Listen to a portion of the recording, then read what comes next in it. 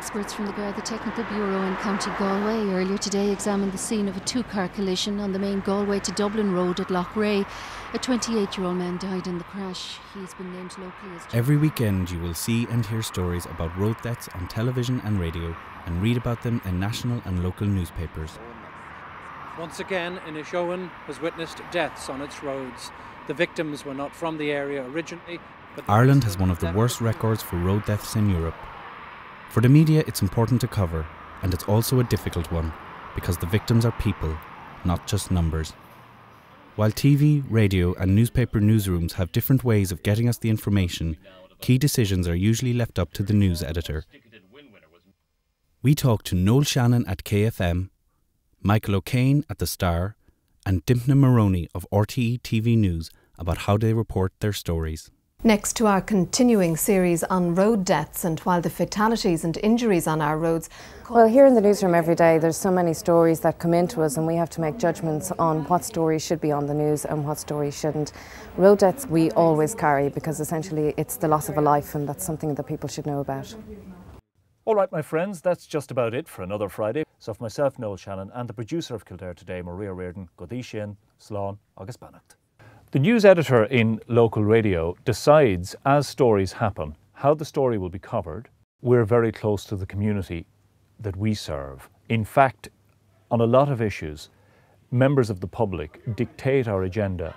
In the lead up to the August Bank Holiday weekend this year, we were trying to impress upon our listeners the need to drive safely. One mother called to say that earlier this year, her son had died in a road accident.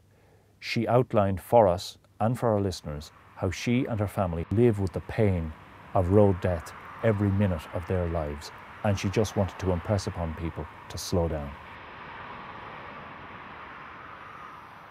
Often we find, for example, that families, the bereaved, they feel like they would like to give us a picture. They want their son or daughter or brother or sister or mother or father. They want them to be seen, they want them to be known, and they want that day marked around the country that this wasn't just another death, it was a death of their loved one, and every life is important.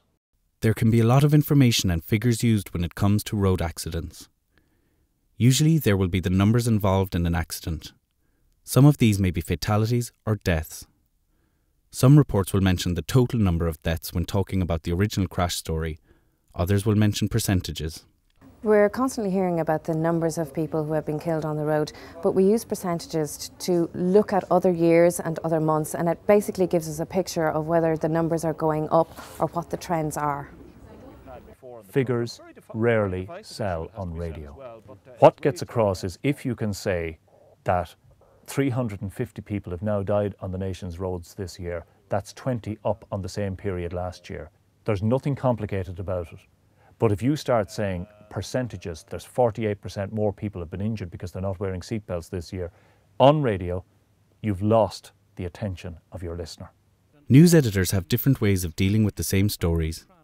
Television news items are very immediate, as they only have a couple of minutes to get the whole story across. People are used to seeing reports on road accidents and they're used to seeing the car and hearing about the horrific injuries that people may have sustained. We started looking at people behind the road accidents. We've heard stories about how the loss of a father or a mother or a child to a family has changed their lives, how people who have survived road accidents, how they're going on to live with the injuries that they sustained in the accident. So I think it makes the whole issue much more personal. Charlie Bird is at the National Rehabilitation Centre in Dublin. Charlie. In just one moment, his whole life was changed. But Richard considers himself one of the lucky ones. But here are the names of those who have died so far this month.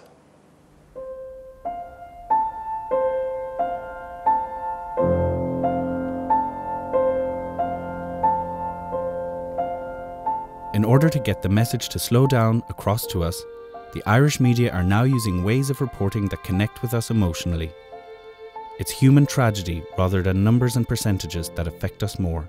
A recent official report shows that 73 lives could be saved every year if the rules of the road were enforced correctly. And that would be incredible if 73 lives could be saved every year. It's definitely a start.